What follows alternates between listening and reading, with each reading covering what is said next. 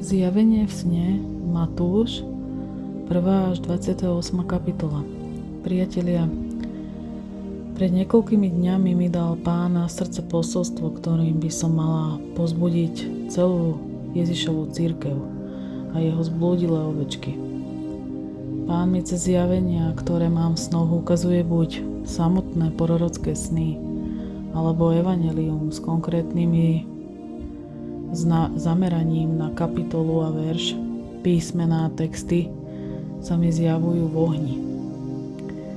No, tento raz to bolo iné. Videla som na ulici, kde som stála a s niekým som sa rozprávala. Zrazu ku mne prišla vysoká osoba, ktorá bola oblečená celá v bielom, v rúchu. Na hlave mala kapucu z rúcha a celý žiaril do tváre som mu nevidela, lebo jeho tvár mu presvetľovalo obrovské svetlo, ktoré z neho vyžarovalo. Zrazu mi dal do ruky Bibliu a usmieval sa na mňa. Viete, je zaujímavé, že som mu nevidela tvár skrz to svetlo, no cítila som, ako to pôsobí, ako veľmi sa na mňa usmieva. Som na mňa prehovoril a povedal mi Matúš 1 až 28.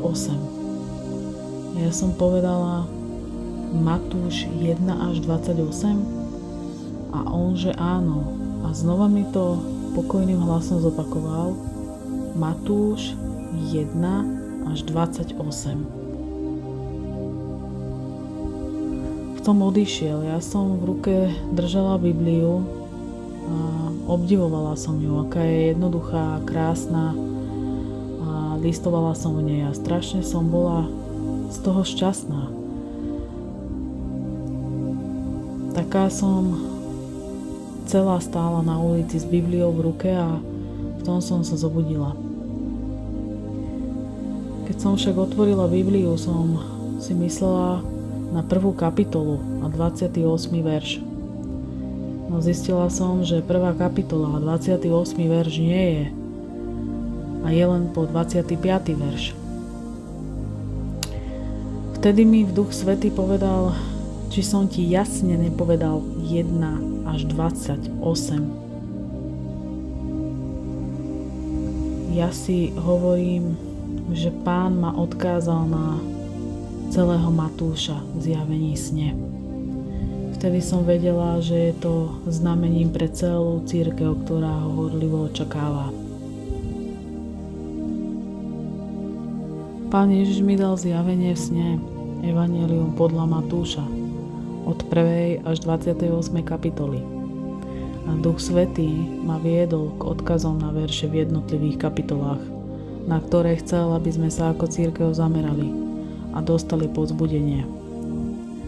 Mnohí moji milí bratia a sestry potrebujete počuť povzbudivé slová práve v tomto období od nášho Pána, ktoré nás potešia a pozdvihnú, ale aj upozornia. Ale než teda prejdem k Matúšovi, by som s vami chcela zdieľať ešte jednu vec. A to sú izraelské sviatky. Práve tie nám môžu veľa napovedať, kde sa nachádzame, v akom období pred vytrhnutím.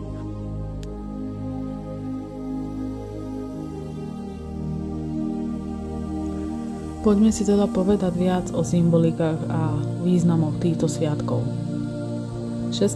jún bol sviatkom v izraelskom kalendári označený za sviatok Turíc. Aký je význam tohto sviatku pre nás? A prečo by sme sa mali na neho zamerať? Sviatok Turíc.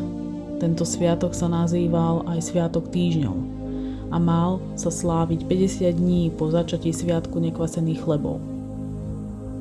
Letnice znamená 50. Počas tohto sviatku bola Bohu vyjadrená vďačnosť po žatve jačmeňa a pšenice. Vyliatie Ducha Svätého sa stalo v ten istý deň po 1500 rokoch a presne to symbolizuje tento sviatok. Skutky 2.1. Dva chleby, ktoré boli v ten deň obetované Bohu, symbolizujú, že Židia a pohania budú po mnohých rokoch zjednotení. Obidva chleby boli kysnuté a osolené, čím sa ukázalo, že aj tí, ktorí sa znovu zrodia, majú stále hriech. Čo je teda droždie? No Boh s nimi uzavrel večnú zmluvu, teda sol. Tento sviatok nám jasne ukázal, že 16. júna prebehlo plné vyliatie Ducha Svätého na Ježišovu cirkev. Môžeme tak poznamenať, že Pánovo kráľovstvo sa k nám priblížilo ešte viac.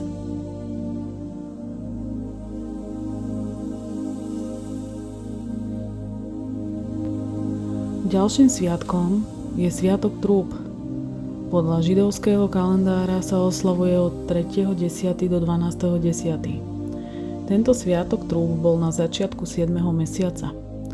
Trúbky sa v Izraeli používali na zhromažďovanie ľudí, aby chválili Boha a išli do vojny, alebo na púšti, keď sa chystali pokračovať vo svojej ceste. Bol to čas oslav, keď vyjadrili svoju radosť pred Bohom a keď Bohu ďakovali.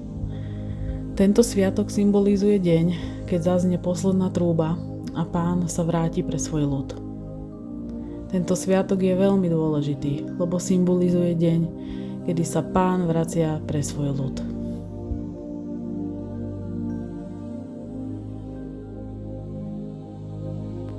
– 12.10. tu máme ešte jeden sviatok, ktorý je veľmi dôležitý pre Ježišovu cirkev. A je to sviatok Deň vykúpenia. Toto bol najdôležitejší deň v roku. Toto bol jediný deň v roku, kedy mohol veľkňaz vstúpiť do svätyne svätých v stanec stretávania. Čakal na ten deň a pripravoval sa veľa hodín, aby bol na ten deň pripravený. Len v ten deň mal na sebe biele šaty. Obetnú krv obetoval na oltár ako výkupné za hriechy izraelského ľudu. Tento sviatok poukázal na veľký deň vykúpenia na Golgote, keď sa náš veľkňaz obetoval za naše hriechy.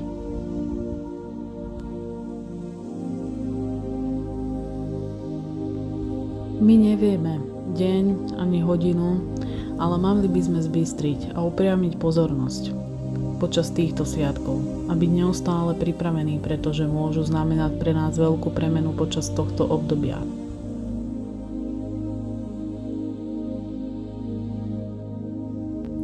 Avšak je tu ešte jeden sviatok, a to Sviatok stánkov, ktorý sa oslavuje od 17.10. do 24.10. Počas tohto sviatku žili Izraeliti 7 dní v malých stanoch a pamätali si, ako sa ich predkovia túlali púšťou. Týmto vyjadrovali svoju vďačnosť Bohu za dobré domy, v ktorých neskôr bývali. Bolo by dobré, keby sme žili aj 7 dní v roku, aby sme sa nesťažovali na malé problémy, ktoré máme v našich dobrých domoch.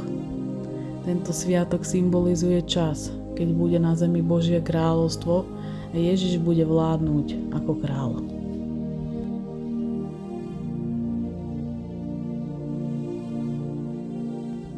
Môže tento sviatok poukazovať na naše príbytky u nášho Pána, ktoré nám tam prichystal? Môže to symbolizovať, že v tomto období sa už môžeme nachádzať v Božom kráľovstve ako vytrhnutý ľud? Nevieme deň, ani čas, ale buďme pripravení počas tohto obdobia, ktoré je tak veľmi dôležité. Tak isto, ako aj podľa každého, pretože nepoznáme dňa ani hodiny.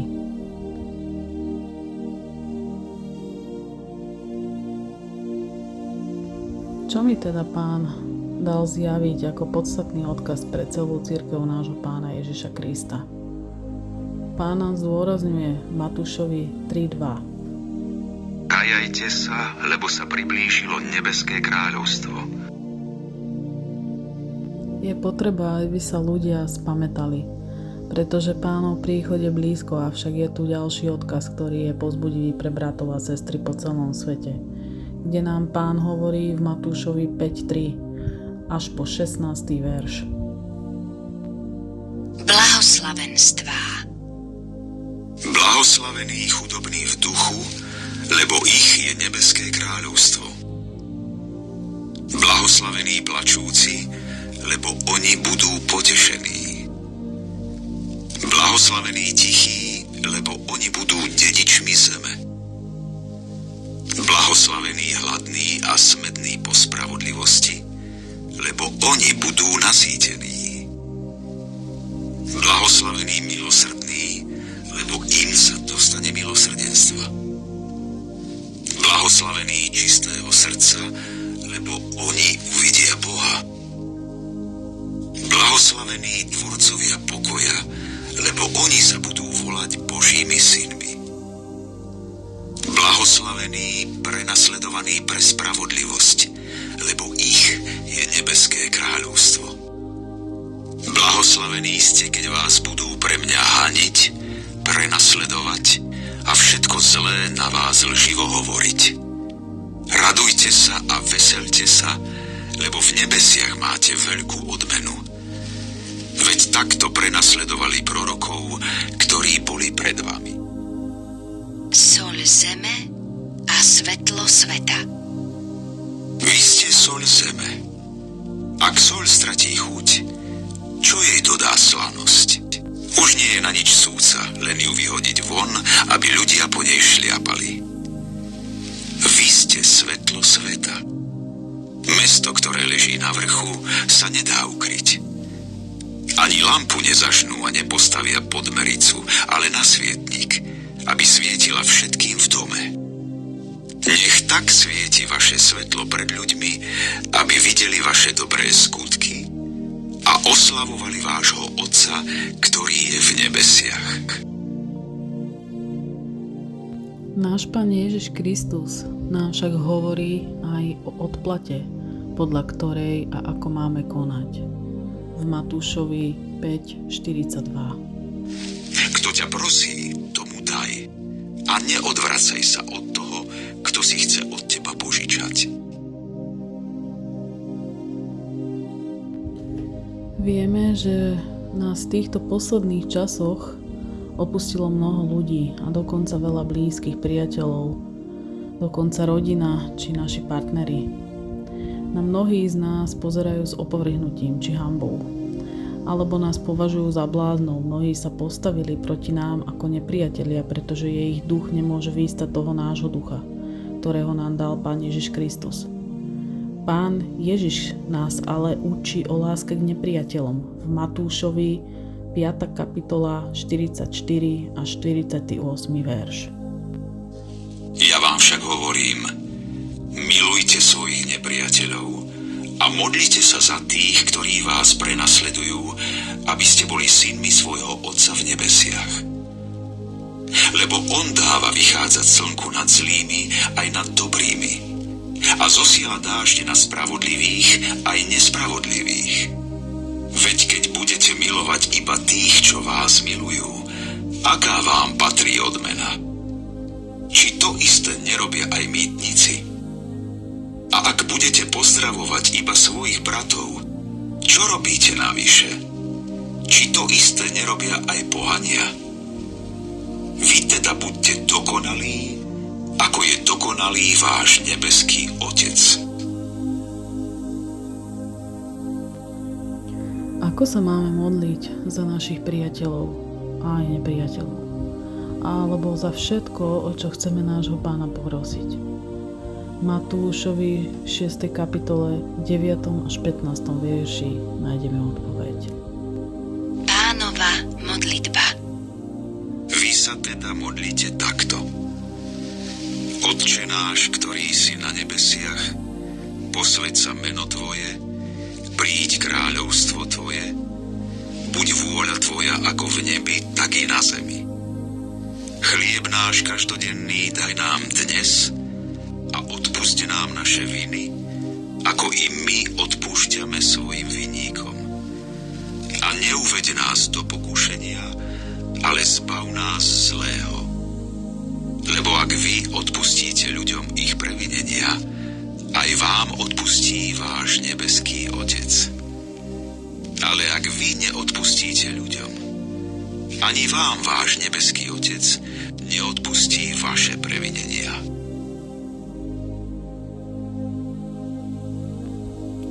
Takýchto ľudí, ale aj kohokoľvek iného nemáme odsudzovať. a nemali by sme sa súdiť medzi sebou. Matúš 7, 1 až 5.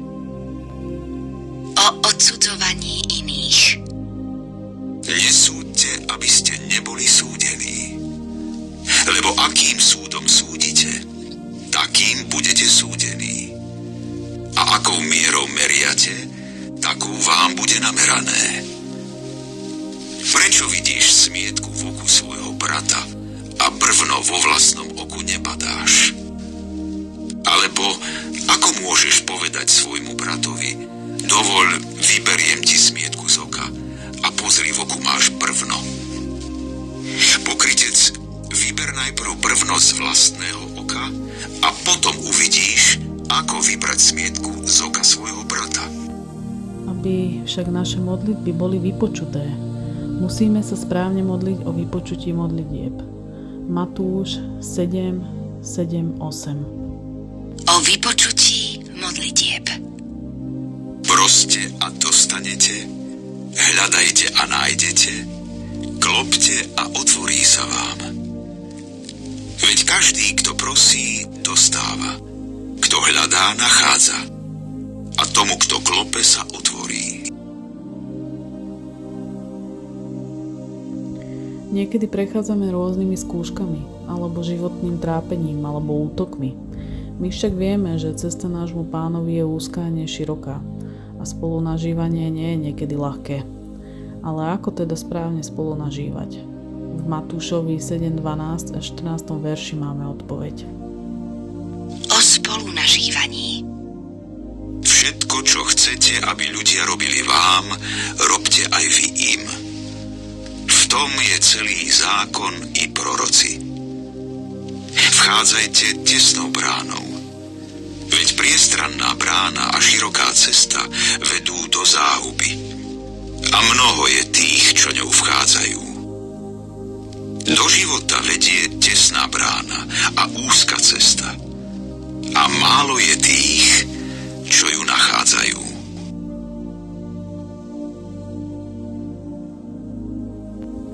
V týchto posledných časoch, ktoré žijeme, je nám jasne dávané od Ducha Svätého aj rôzne dary.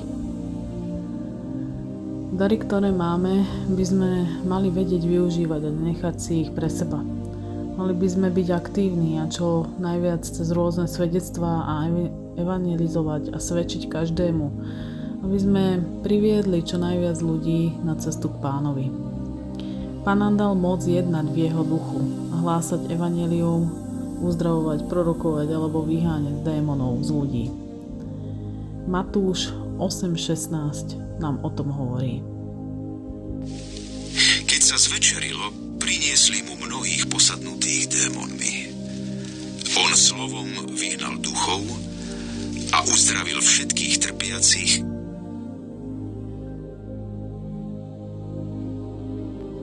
Takže čo od nás Pán Ježiš chce?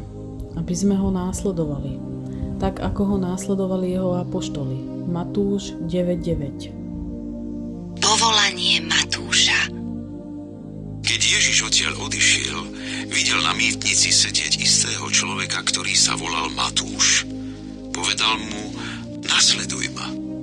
Matúš vstal a nasledoval ho.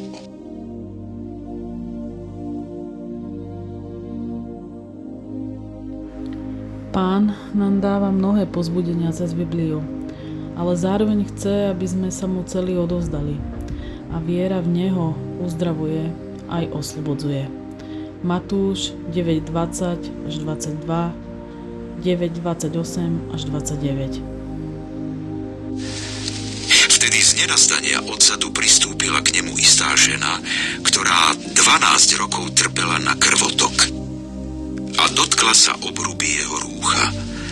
Povedala si totiž: ak sa dotknem čo len jeho rúcha, ozdraviem. Ježiš sa obrátil, zbadal ju a povedal: dúfaj, dcéra, tvoja viera ťa uzdravila. Od tej chvíle bola žena zdravá. Keď vstúpil do domu, slepci pristúpili k nemu a Ježiš sa ich spýtal: veríte, že to môžem urobiť? Odpovedali mu: áno, Pane. Na to sa dotkol ich očí a povedal: Nech sa vám stane podľa vašej viery.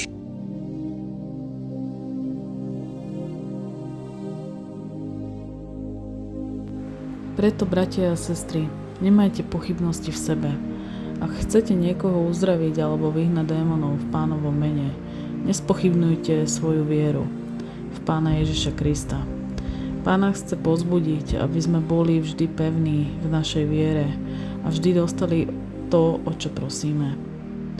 Nech nás nie je málo aktívnych, ale nech konáme a prosíme Pána, aby poslal čo najviac robotníkov. Matúš 9:35 až 38. Žatva je veľká. Ježiš chodil po všetkých okolitých mestách a dedinách. Učil v ich synagógach, hlásal evanjelium o kráľovstve a uzdravoval každú chorobu a každý neduch.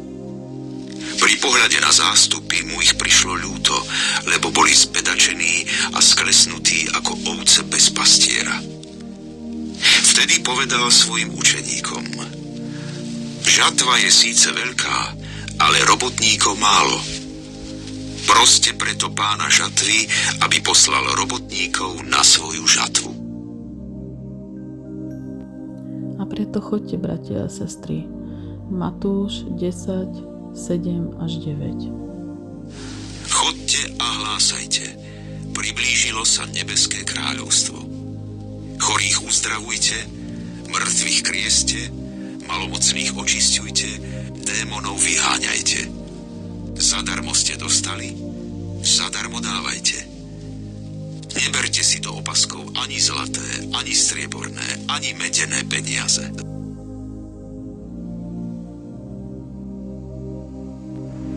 Chcem vás v mene Pána Ježiša Krista povzbudiť, bratia a sestry, aby ste sa nebáli prenasledovania alebo nenávisti voči vám, lebo prídu aj horšie časy. Matúš 10:16. Predpoveď prenasledovania. Hľa, posielam vás ako ovce medzi vlkov. Buďte teda opatrní ako hady a jednoduchí ako holubice. Matúš 10:21-22. Brat vydá na smrť brata a otec dieťa. Deti povstanú proti rodičom a usmrtia ich.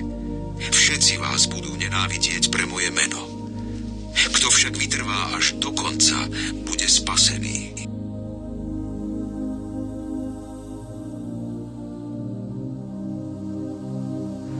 Preto majte na pamäti, bratia a sestry, čo vám hovorím, a nezabúdajte, vaša odmena vás čaká u vášho Otca.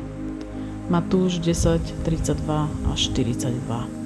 Každého, kto mňa vyzná pred ľuďmi, vyznám i ja pred svojim Otcom, ktorý je v nebesiach. Toho však, kto by ma zaprel pred ľuďmi, zapriem aj ja pred svojim Otcom, ktorý je v nebesiach. Cena vyznávačstva, odmena. Nenazdávajte sa, že som prišiel priniesť pokoj na zem. Neprišiel som priniesť pokoj, ale meč. Lebo som prišiel postaviť syna proti otcovi a dcéru proti matke a nevestu proti svokre a vlastní domáci budú človeku nepriateľmi. Kto miluje otca alebo matku viac ako mňa, nie je ma hoden. A kto miluje syna alebo dcéru viac ako mňa, nie je ma hoden. Kto neberie na seba svoj kríž a nenasleduje ma, nie je ma hoden. Kto nájde svoj život, stratí ho. A kto stratí svoj život pre mňa, nájde ho. Kto vás prijíma, mňa prijíma. A kto mňa prijíma, prijíma toho, kto ma poslal. Kto prijíma proroka ako proroka, dostane odmenu proroka. Kto prijíma spravodlivého ako spravodlivého, dostane odmenu spravodlivého. A kto by dal piť jednému z týchto maličkých, čo len za pohár studenej vody, pretože je to učeník, amen hovorím vám, nepríde o svoju odmenu.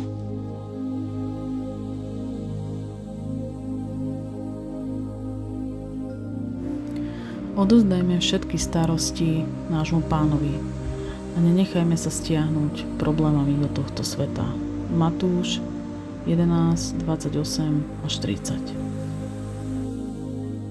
Poďte ku mne všetci, ktorí sa namáhate a ste preťažení. Ja vám dám odpočinúť.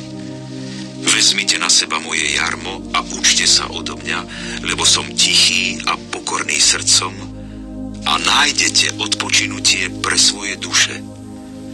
Veď moje jarmo je príjemné a bremeno ľahké.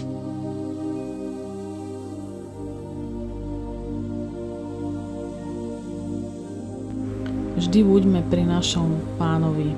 Nedajme sa odradiť alebo zmiasť, pretože Pán Ježiš nám hovorí v Matúšovi 12, 30 až 32. Kto nie je so mnou, je proti mne. A kto so mnou nezhromažďuje, rozhadzuje. Preto vám hovorím, každý hriech a rúhanie bude ľuďom odpustené, ale rúhanie proti duchu nebude odpustené. Dal slovo proti synovi človeka, tomu bude odpustené. Kto by však hovoril proti Duchu Svätému, tomu nebude odpustené ani v tomto veku, ani v budúcom. Bratia a sestry, keď vás teda niekto konfrontuje z rodiny alebo priateľov a bude mať niečo proti vám, vy vždy vedzte, že Pán Ježiš Kristus vás pozbudzuje cez Evanjelium Matúša a hovorí k vám v Matúšovi 12, 47 až 50. Kto si mu povedal: Pozri, tvoja matka a tvoji bratia stoja vonku a chcú sa s tebou rozprávať. No on tomu, čo mu to hovoril, odpovedal: Kto je moja matka a kto sú moji bratia? Načiahol ruku k svojim učeníkom a povedal: Hľa, moja matka a moji bratia. Lebo každý, kto plní vôľu môjho Otca, ktorý je v nebesiach, je mojím bratom, sestrou i matkou.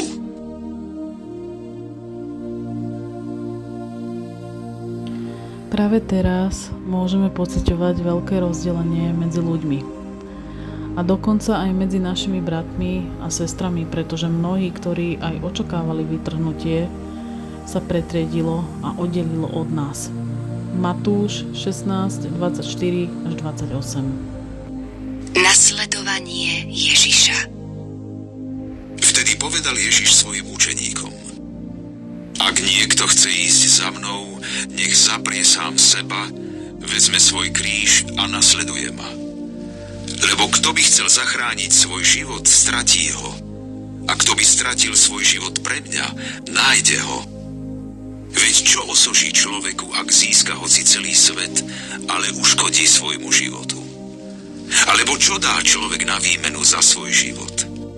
Lebo Syn človeka príde v sláve svojho Otca so svojimi anielmi a vtedy odmení každého podľa jeho skutkov. Amen, hovorím vám, že niektorí z tých, čo tu stoja, určite neokúsia smrť, kým neuvidia Syna človeka prichádzať v jeho kráľovstve.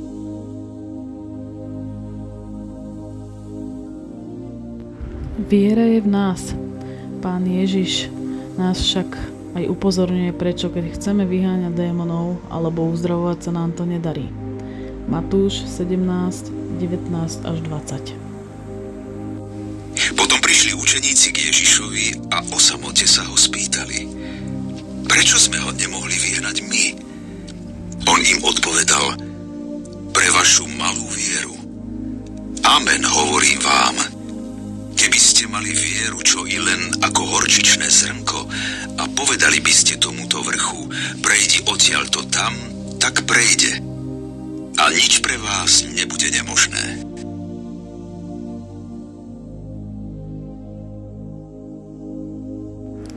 Preto ešte raz, bratia a sestry, proste o všetko, čo chcete. Odpustenie pre mnohých je veľmi ťažké. Aby sme boli schopní odpustiť, musíme sa spokajať. Úprimne, zo srdca, s plačom. By sme mali oľutovať všetky hriechy, ktoré sme učinili. Matúš 18, 21 až 35. Podobenstvo o nemilosrdnom sluhovi. Vtedy pristúpil k nemu Peter a povedal: Pane, keď sa brat prehreší proti mne, koľkokrát mu mám odpustiť? Či až 7 ráz? Ježiš mu odpovedal: Hovorím ti, nie 7 ráz, ale až 70-krát 7. Tak aj môj nebeský Otec urobí vám, ak neodpustíte každý zo srdca svojmu bratovi.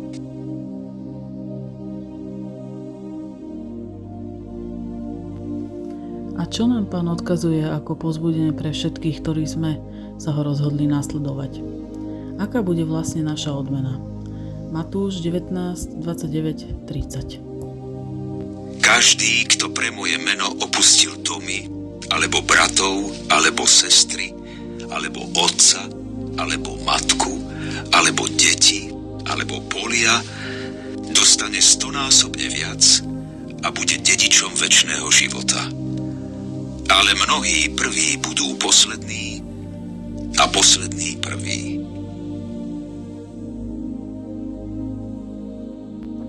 Preto majte vieru, bratia a sestry, ako nám Pán Ježiš hovorí v Matúšovi 21, 22. Ježiš im odpovedal: Amen, hovorím vám, ak budete mať vieru a nebudete pochybovať, urobíte nie len to, čo som urobil s figovníkom, ale ak poviete aj tomuto vrchu, zdvihni sa a vrhni sa do mora, stane sa to. A všetko, o čo budete s vierou prosiť v modlitbe, dostanete.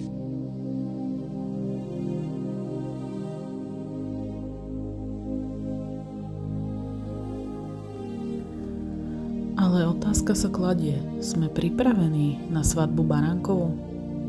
Kto pôjde a kto bude zanechaný? Je to jednoduché. Kto ju očakáva a modlí sa za to, aby bol hodný stáť pred tvárou Ježiša Krista. A modlí sa za to, aby bol hodný uniknúť pred pečatmi, ktoré bude náš Pán otvárať na túto zem, bude vzatý.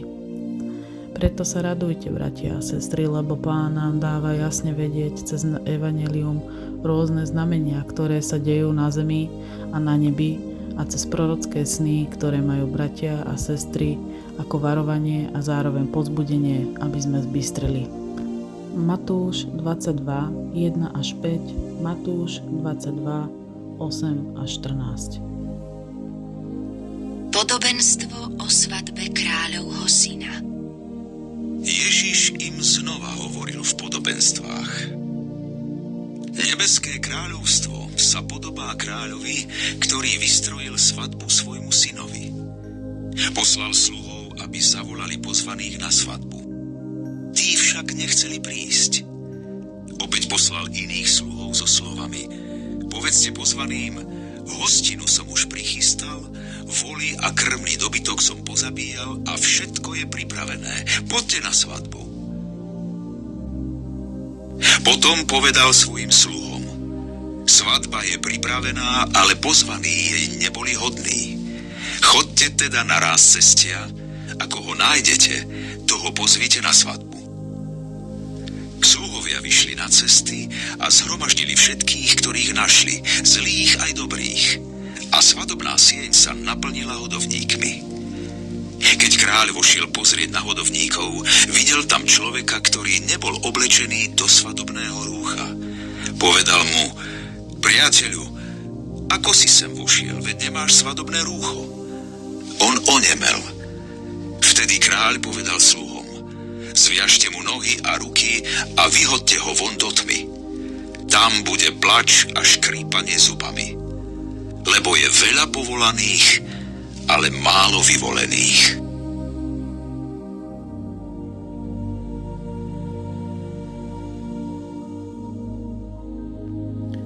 Preto riaďme sa prikázaním, ktoré nám Pán Ježiš cez proroka Matúša hovorí. Matúš 22, 36 až 40. Učiteľ, ktoré je najväčšie prikázanie v zákone? A on mu odpovedal: Milovať budeš Pána svojho Boha celým svojím srdcom a celou svojou dušou a celou svojou mysľou. To je veľké a prvé prikázanie. Druhé je mu podobné. Milovať budeš svojho blížneho ako seba samého. Na týchto dvoch prikázaniach spočíva celý zákon i proroci.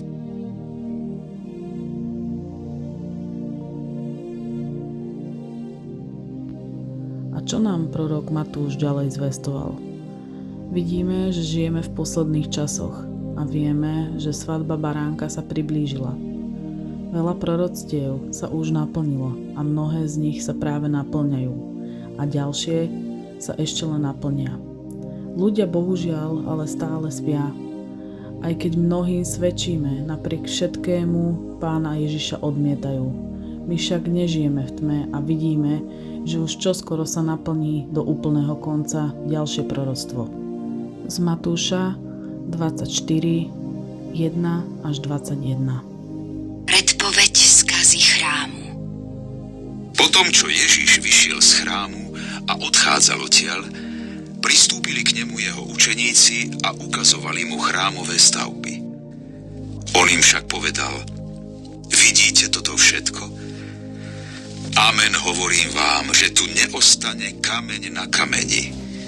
Všetko bude zničené. Znamenia konca. Keď sedel na Olivovom vrchu a boli sami, pristúpili k nemu jeho učeníci a spýtali sa ho: povedz nám, kedy sa to stane a čo bude znamením tvojho príchodu a konca sveta? Ježiš im odpovedal: dajte si pozor, aby vás nikto nezviedol, lebo mnohí prídu v mojom mene a povedia: ja som Kristus, a mnohých zvedú. Budete počuť správy o vojnách a chýry o bojoch. Dajte pozor, aby ste sa neľakali, lebo sa to musí stať, ale to ešte nie je koniec. Lebo povstane národ proti národu a kráľovstvo proti kráľovstvu. Miestami bude hlad a zemetrasenia, ale to všetko je začiatok útrap. Potom vás vystavia súženiu, budú vás zabíjať a všetky národy vás budú nenávidieť pre moje meno. Vtedy sa mnohí pohoršia, budú sa navzájom udávať a nenávidieť. Povstane aj mnoho falošných prorokov a zvedú mnohých. A pretože sa rozmnoží neprávosť, v mnohých vychladne láska. Kto však vytrvá až do konca, bude spasený. A toto evanjelium o kráľovstve sa bude hlásať po celom svete na svedectvo všetkým národom. A potom príde koniec. Keď teda uvidíte ohavnosť spustošenia, o ktorej bolo povedané ústami proroka Daniela, stáť na svetom mieste, kto číta, nech rozumie, vtedy tí, čo budú v Judsku, nech utekajú do hôr. Kto bude na streche, nech nezostupuje vziať si niečo z domu. A kto bude na poli, nech sa nevracia späť vziať si plášť. Beda tehotným a tým, ktoré budú v tých dňoch dojčiť. Modlite sa, aby ste nemuseli utekať v zime alebo v sobotu, lebo vtedy bude veľké súženie, aké nebolo od počiatku sveta až doteraz a ani viac nebude.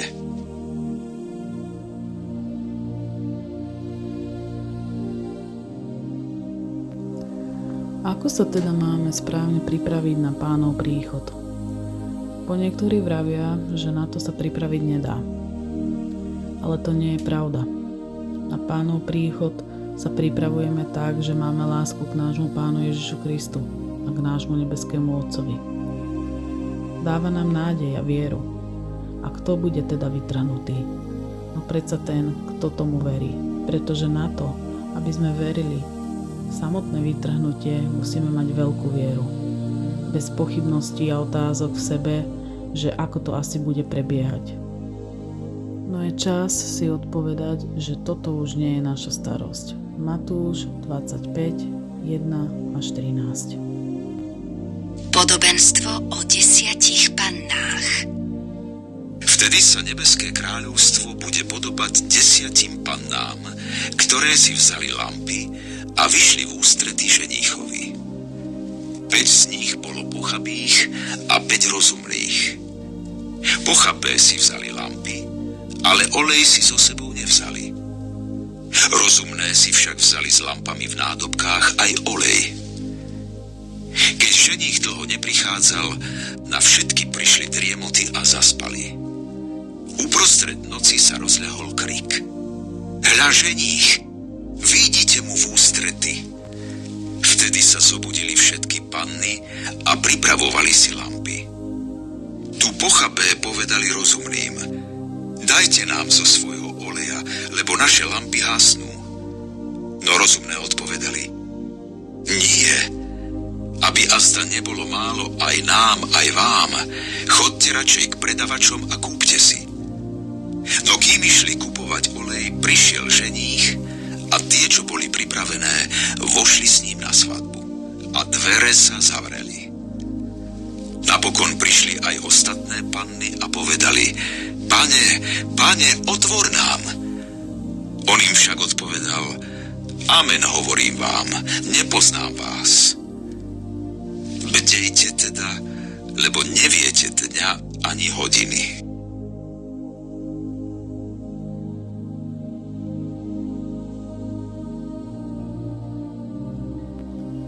Náš Pán Ježiš Kristus, ktorý prišiel na túto zem, zomrel za nás všetkých.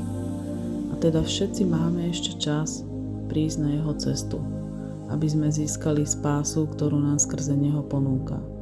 Stále je čas pre všetkých sa pokajať. Každý má šancu tak učiniť. A jedno, akými veľmi veľkými hriešnikmi sme boli. Príjmite ho za našeho Pána a kráľa, pretože ako na Ježišovu cirkev čaká aj nebeské kráľovstvo, na ostatných čaká Boží hnev dole na zemi. Potom súd a peklo, v ktorom bude plač a škrípanie zubov. Nelente teda, bratia a sestry, a vydávajte evanjelium na svedectvá každému, kto neprišiel ešte na Pánovu cestu. Modlite sa za nich, aby sa im Pán dal poznať, pokiaľ je ešte čas a neboli zatratení v peklom ohni plného utrpenia na veky vekov, ale naopak, aby získali milosrdenstvo a večný život cez Ježiša Krista. Matúš 27, 21 až 31. Vladár sa ich opýtal: ktorého z tých dvoch chcete, aby som vám prepustil? Odpovedali: Barabáša. Pilát im povedal: čo teda mám urobiť s Ježišom, ktorý sa volá Kristus? Všetci odpovedali: ukrižovať.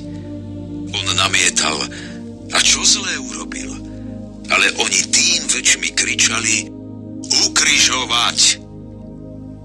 Keď však Pilát uvidel, že už nič nepomôže, baže pobúrenie ešte silnie, vzal vodu, umyl si ruky pred zástupom a vyhlásil: ja nemám vinu na tejto krvi, to je vaša vec. A všetok ľud odpovedal: jeho krv na nás a na naše deti. Vtedy im prepustil Barabáša, Ježiša však dal zbičovať a vydal ho, aby ho ukrižovali. Vojaci sa vysmievajú Ježišovi. Vtedy vladárovi vojaci vzali Ježiša do vládnej budovy a zhromaždili okolo neho celú kohortu. Vyzliekli ho a obliekli do šarlátového plášťa, strnia uplietli korunu a nasadili mu ju na hlavu. Do pravej ruky mu dali trstinu, padali pred ním na kolená a posmievali sa mu: buď pozdravený, kráľ Židov. Pľuli na ňo, brali mu trstinu a bili ho po hlave. Keď sa mu naposmievali, vyzliekli mu plášť a obliekli mu jeho šaty. Potom ho odviedli, aby ho ukrižovali.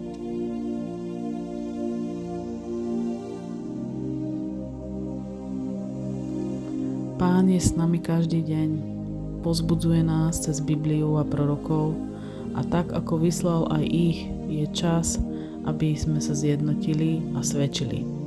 Pánovo kráľovstvo sa priblížilo a my veríme, že už čoskoro odídeme, aj keď si to viacerí ešte neuvedomujú. Matúš 28, 16 až 20. Vyslanie učeníkov. 11 učeníci odišli do Galilei na vrch, kam im rozkázal Ježiš.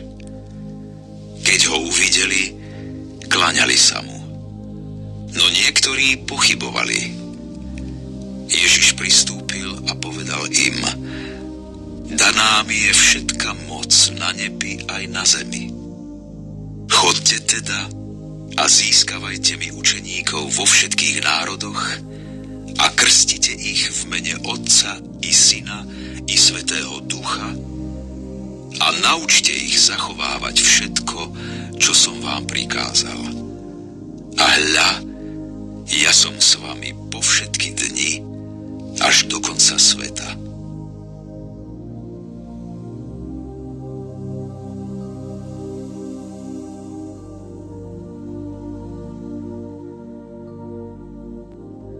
Na záver by som chcela povedať, že ako sa vylial v týchto posledných dňoch plnosť Ducha Svätého na Boží národ, tak sa posilnilo aj zlo.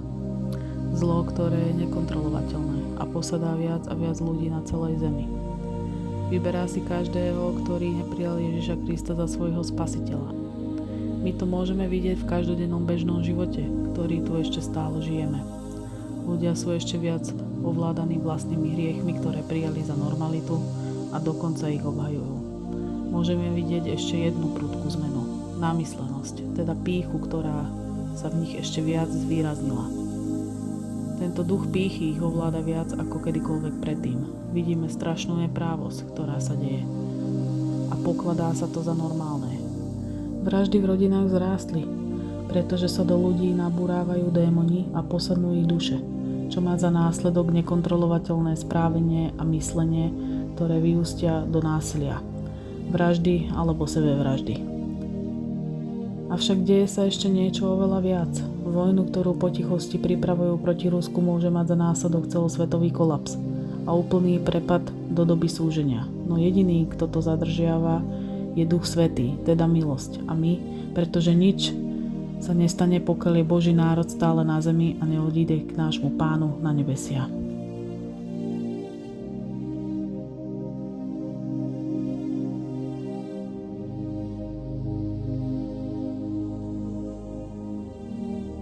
Poďme si povedať niečo málo o ich agende, ktorú pripravili. My však vieme, komu oni pripravujú cestu podľa Biblie. Možno ste zachytili obrie hodiny v Prahe, podľa ktorých odpočítavajú čas, ktorý má zamedziť nenavratným zmenám klimatu.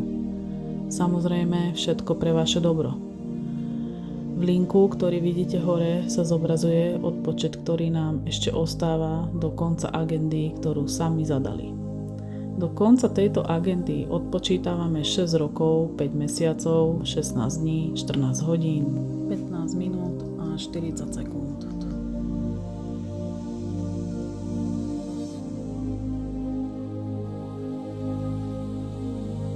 Na samite rozprávali však aj o cieľoch, ktoré chcú dosiahnuť.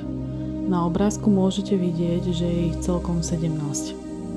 Bod 1. Žiadna chudoba. Bod 2. Žiadny hlad. Bod 3. Dobré zdravie. Bod 4. Kvalitná edukcia. 5. Rovnosť pohlaví. 6. Čistá voda a hygiena. A tak ďalej. Až po bod 17. Treba však pripomenúť, čo je ich agenda zač a čo sa dialo počas falošného vírusu. Ako nás všetkých vystavovali teroru. Porušovali sa základné ľudské práva. Zákony vládli nad ústavou. Testovaniu alebo včeličkovaniu podľahli mnohí a ďalší obstáli a nepodľahli tomuto nátlaku. Teraz sa snažia vyplniť všetky body, ktoré majú zadané do roku 2030, ako zotročiť ľudstvo ešte viac.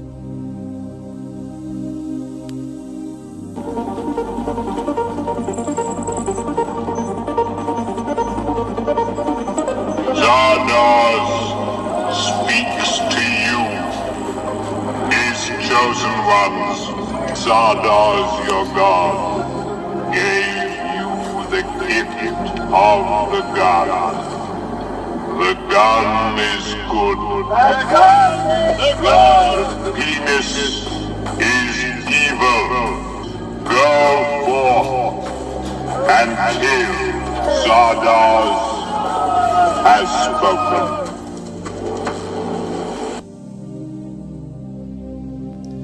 My vieme, kto je ich Bohom. A oni to vedia tiež. No nás ale ich agenda nezaujíma, pretože my očakávame Pánov príchod a vieme, ako bude ich agenda rozbitá.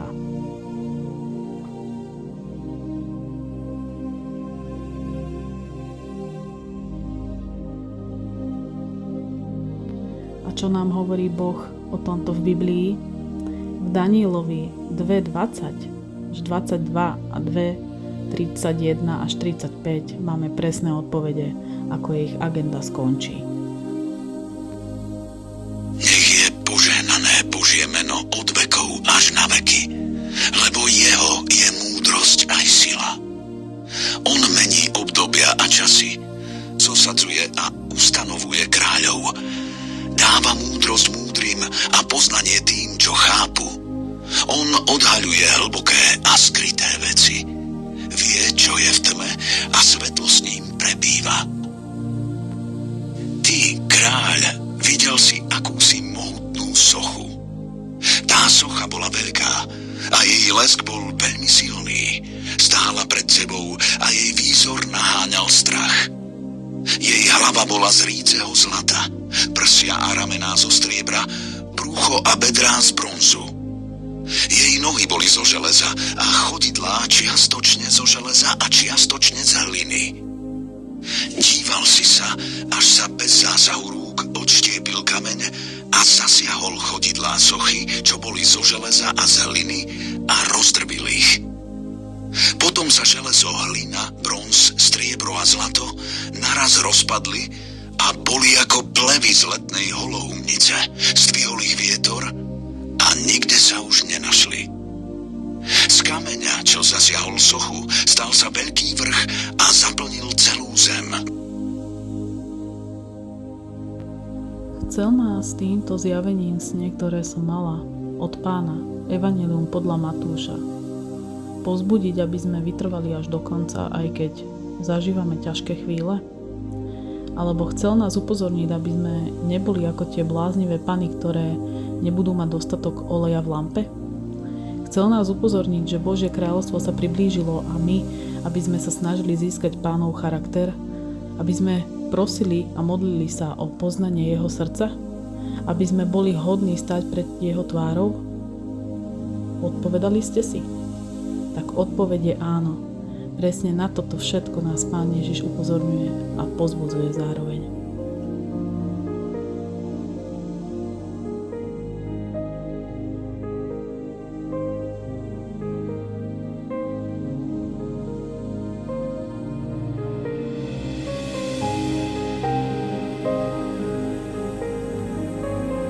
Toho skálou je Ježiš Kristus, ktorý sa vráti a zničí im celú ich agendu.